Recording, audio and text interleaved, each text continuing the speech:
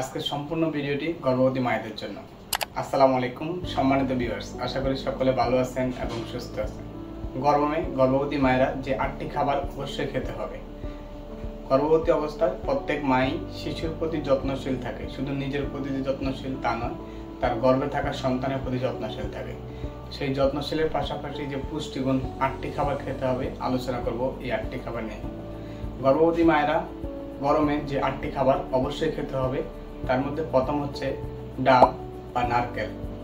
আর ডাব বা নারকেল এতে প্রচুর পরিমাণে পটাশিয়াম, ম্যাগনেসিয়াম থাকে, যা গর্ভবতী অবস্থায় শুধু মায়ের জন্য নয় এবং শিশুর জন্য খুবই গুরুত্বপূর্ণ, যা শরীরের পানি শূন্যতাও দূর করে থাকে।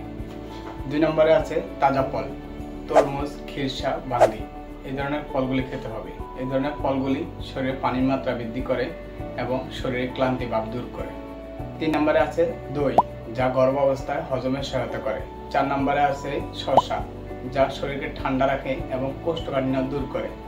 5 নম্বরে আছে লেবুর শরবত, যা শরীরকে তাৎক্ষণিক হাইড্রেশন এনে দেয় এবং এতে আছে ভিটামিন সি, যা রোগ প্রতিরোধ ক্ষমতা বাড়ায়।